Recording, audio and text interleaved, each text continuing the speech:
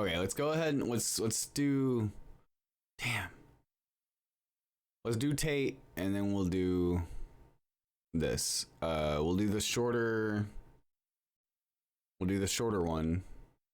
I had to pull my hair back because it felt gross.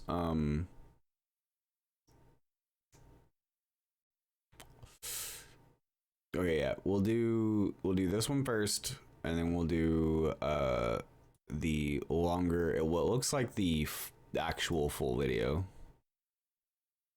I don't know how they got it, but... Now, the BBC has questioned the controversial social media influencer Andrew Tate at his home in the Romanian capital, Bucharest. Tate is under house arrest and being investigated by Romanian prosecutors for accusations including rape, human trafficking and exploiting women, which he denies. The BBC challenged him on whether his views about women broadcast to his millions of online followers harmed young people, as many teachers and police officers claim. Well, the interview, which had no set conditions, was Tate's first since being released into house arrest from police custody last month. Lucy Williamson reports now from Bucharest. We are doing an interview with you because you're facing some very serious allegations. Correct. Rape, human trafficking. Yep. And also because there's a great deal of concern about the things you say and the impact that they have on young people, on women. I don't think the concern's about the things I say. I think the concern is for the level of influence I have and the reach I have. Let's start with the allegations. I think the concern is I think the concerns are the actions that you have committed or allegedly committed, and how your rhetoric makes other people think those actions are okay. Have you raped anybody? Absolutely not. Have you trafficked anybody? Absolutely not. Exploited any women for money? Absolutely not. But you have admitted using emotional manipulation to get women to work in the webcam industry for you. No. We have an open criminal investigation. I am absolutely and utterly sure I'll be found innocent. I know the case better than you. I know it intimately and you don't. I have seen all the criminal files and the evidence against me and you haven't. I know the truth of what happened and you don't. And I'm telling you absolutely and utterly, I've never hurt anybody, that the case that's been put against me is completely and utterly fabricated, and I'm never going to be found guilty of anything. And it's very difficult for me to answer your in-depth questions because we're sitting here inside of the territory of Romania. I'm beholden to the Romanian legal system, and I'm not going to incriminate myself. Let me read you then what you have said about what you have done. Sure. You have said, my job was to meet a girl. I was gonna say that, like, I remember a ton of clips of his own podcast coming out where he all but admits to a lot of this stuff. Go on a few dates, sleep with her, get her to fall in love with me to the point where she'd do anything I say, and then get her on webcam so we could become rich together. I don't think that's what I personally said. I think that's exactly what you said on your website. No, I've never said that. That's something that you found on the internet. Doesn't mean... He's probably going to try to argue that because of the level of AI and internet sophistication that that was faked.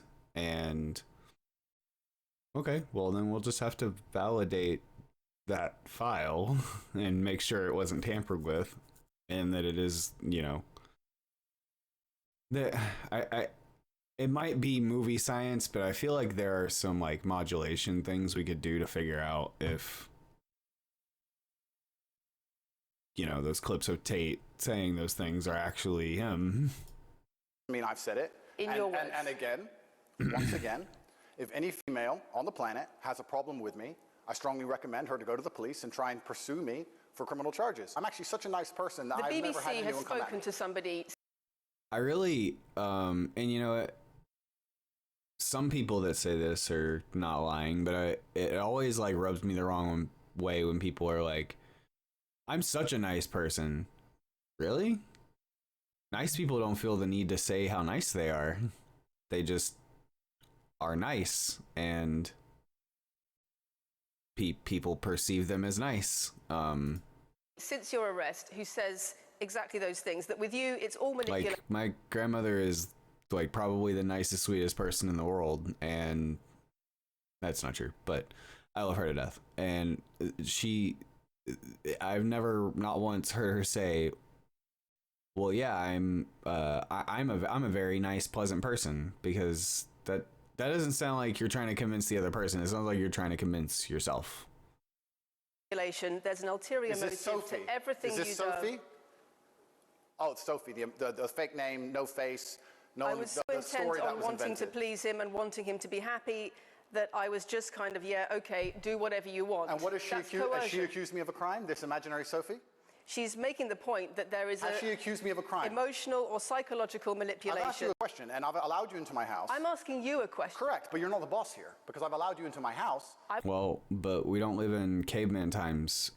Even if you did invite her into your house, she's still doing you she's still giving you an interview. She could just walk out at any point, which I don't know how that would go for her career, but the BBC doesn't have to give him this interview. If he starts acting like a pompous jerk, they can just, record what he has to say and then leave. They don't have to they can keep asking you the same questions, and if you don't want to answer them, you don't want to answer them. I'm asking you the questions. Correctly, and I'm telling you. You get to decide the answers. No, we're equal here. I've allowed you into my house. You don't come here with a position of authority. I'm doing you the favor as legacy media, giving you relevance by speaking to you, and I'm telling you now, this Sophie, which the BBC has invented, which there's no face of, nobody knows who she is. The BBC did not invent her. Of course not. And because you never invent anything. And she's not filed criminal charges against me.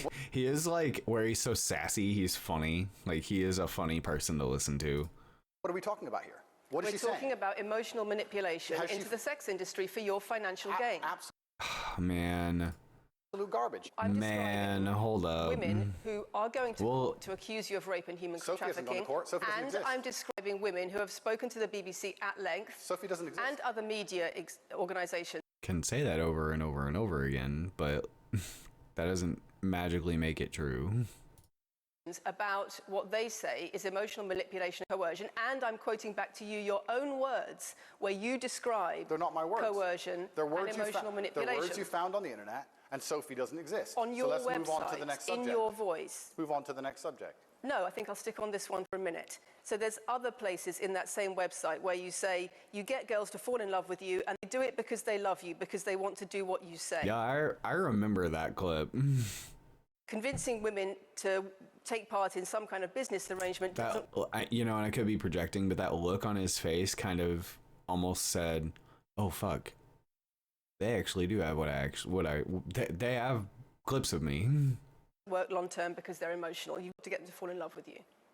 That's coercion. That's emotional manipulation. That's abuse. What you've found are clips from the internet, some text from the internet, and you're going to sit here and tell me. No, they are audio clips of you talking about coercing women into relationships so that then you can milk them for money.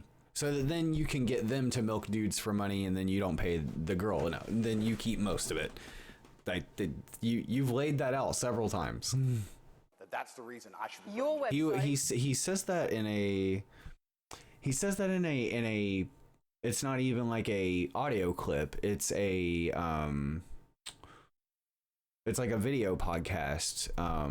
It's these younger guys. I don't remember the podcast name, but I'll try to find it here in a little bit. Your words. It's not my website. Yes, it is. No, it's not. Check my website. Next. He's like, because I had it fucking deleted or sponged. What word am I trying to use there? Expunged? Fragged? I don't know. But you've taken down, and I wonder why those comments have been taken down. No website's been taken down. My website is the same, and it's been the same for a very long time. You are accusing me. I'm a guesser. Wayback Machine can verify that. And I'm emotionally manipulating people. I'm saying that you have said you emotionally manipulated people here for your own financial gain. No, absolutely not. It's not only about the criminal allegations. It's a much bigger issue. You've got children's organisations in the UK, you've got rape organisations in the UK, you've got the police naming you by name as someone who has a harmful influence on children and on women in the UK and elsewhere because of the things you say, because of the way you present gender relations, the way you say men should treat women. That's very upsetting. And the reason that's very upsetting is because I know that's not true. I'm genuinely a good person. I believe my impact on the world is positive. The reason we're asking you about these comments is because we've got the chief executive of Rape Crisis naming you individually as spreading a dangerous ideology of misogynistic rape culture. Absolute. It's the comments you make that are leading people to say things like this. Absolute garbage. National organisations who are saying that are blaming you for increasing levels of misogyny. Schools that are saying they are having increased incidents of girls being attacked, of female teachers being harassed by pupils because of you and your teaching and your influence. That's absolute garbage. I have never, ever encouraged a student to attack a teacher, male or female, ever. I preach. Okay.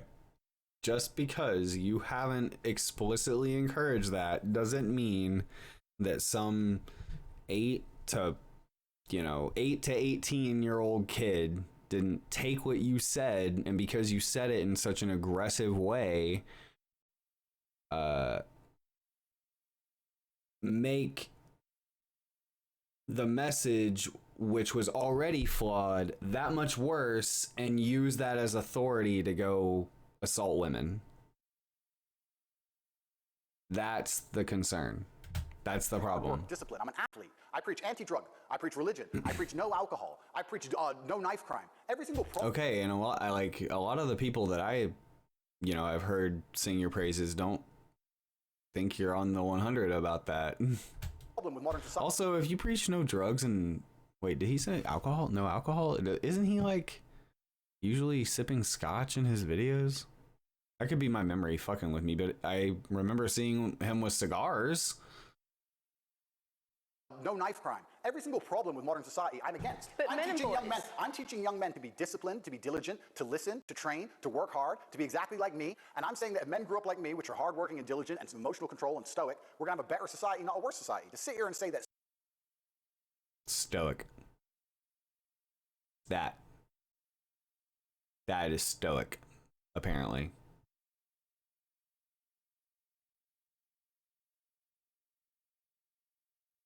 Wow. Okay.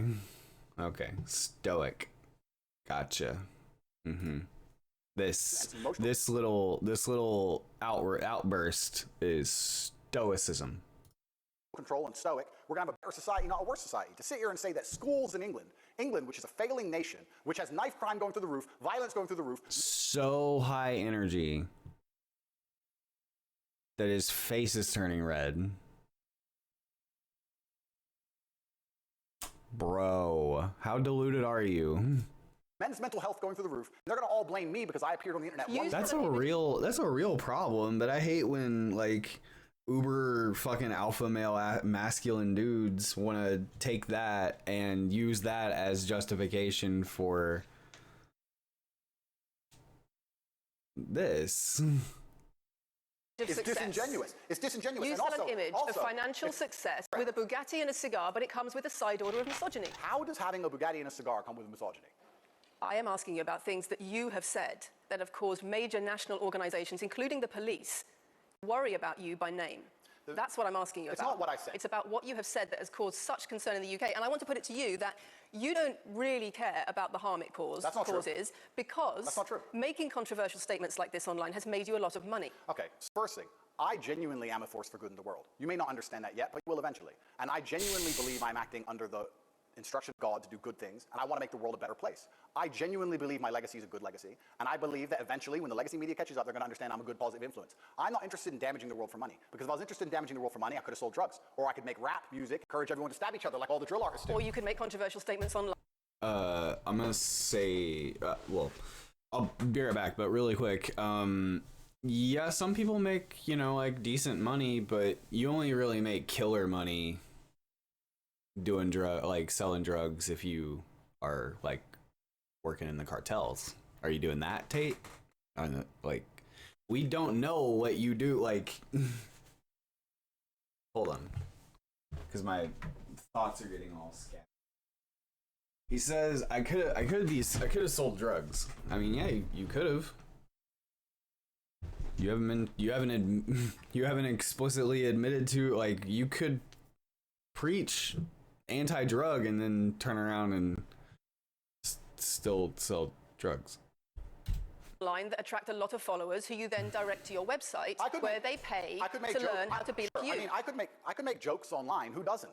You're not making jokes online. Oh my God. I'm saying that these organizations and the BBC who are going to sit here and pretend that I am the face of damaging the youth is absolutely garbage. It's completely disingenuous. It makes you and money. The reason, in fact, I've seen thousands and thousands of comments and have endless emails from women praising Doesn't it worry you? praising the fact that their sons are listening to me. Does it not praising worry you? The fact that The things I'm saying, does it not worry you? It would worry. Are you not concerned about your influence? It would worry me if I was genuinely damaging the world. But for you to sit here and say, Andrew, you become the most Googled man in the world, you have billions of views, and one woman, is now saying that her husband is not the same man she wants him to be, when thousands of people are saying the opposite, well, then I would say I've presented you with case after case after case, with quote after quote after quote of people who are genuinely concerned about the impact you're having, and you brush it off as if it's nothing. No, what you have done. The funny thing is, and granted, I've been kind of like busy with, you know, getting my own shit in gear. So I've been busy at work. I've been busy with the kids. So I haven't really seen a lot of commentary stuff or news. But as far as I know, when he went into jail or prison or whatever, he kind of just became just as irrelevant as anyone else who fades out of the light. Like it wasn't he. I don't think he has the actual impact either of them are saying he does. I think it's laughable that the BBC is chalking him up to be this bad guy, this super bad dude. I do think that he is passing on, like, some kids are getting a bad message from him. But it's also that he thinks he's just such this force of good and positive. It's like, bro, if you really think that, keep that thought, hold that thought, and wait until you prove your innocence, and then just show us you're a force for good, and don't ever mention it. That might be the play, my dude. That might be the play. I need to stop. I'm looking at myself and I hate it. I hate when other creators do it. I don't want to do it either. But it's such a hard thing to break. Look there. Okay. You've come here with things taken out of context. You come here with things that you don't understand are satirical. And then you're going to also sit and say that one woman said that her boyfriend changed when he watched one of your videos. And then I don't know what you expect me to say to that. Sarcastic, and jokes. No, that's how you explain the comments you make. For you to sit down. Would you like to apologize for any of them? For you to sit down, it's fine. No, it's fine. It's easy. For you to sit down and say that one woman said that her boyfriend watched an Andrew Tate video and now he won't do the dishes. Schools. Or whatever your argument is. Police. And that I'm somehow the worst, most dangerous man in the world because I have a car. Yeah, he's not listening to her. Like, he's trying to skew. Yeah, damn it, did he? He's trying to skew the argument in like the least damaging way, and that's. I remember seeing where schools were having issues. I've talked to some people that thought his line of thinking, and they, you know, kind of weren't the best people, so that might have colored my. I did also get into plenty of arguments with my ex-girlfriend. We didn't break up over this specifically, but like, we got into plenty of arguments, but we did find ourselves agreeing on like some of the things that he is saying aren't necessarily wrong. It's just that the way he's going about saying them, and then some of the things that he's actually doing are awful. And so it's you if you're saying some of the right things some of the time, but you're kind of over there acting like a jackass, then yeah, people aren't going to be very receptive to your message, bro.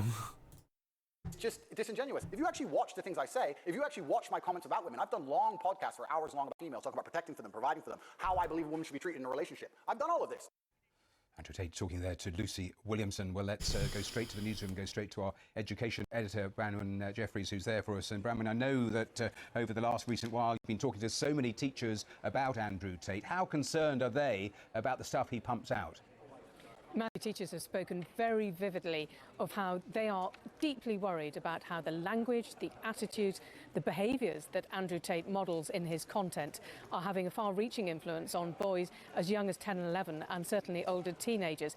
That, they're say, is translating into a culture where casual sexism is normalised in UK schools, where the kind of language that you might hear in some of Andrew Tate's videos are then repeated by children back to teachers, and that, along with other online content, is contributing to sexual harassment in schools, to sexual I know they're assault. handcuffed together, but it looked like they were holding hands, and it was just the cutest thing in the What we were world. just listening to, and what you've just said about concern from teachers, how are they actually combating all of that? And in terms of conversations you have with pupils, what sort of proportion roughly know about this sort of content, view this sort of content, are potentially influenced by this sort of content?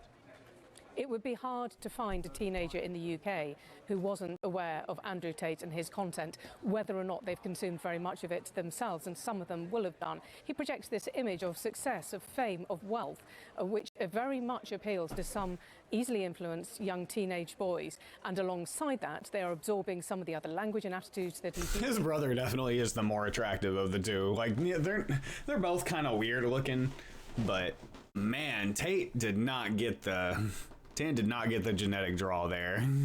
Now, schools have genuinely taken a view that they don't want to focus too much on him Sorry, as an individual. their But brother's rather than- Andrew. I don't even know what his brother's name is.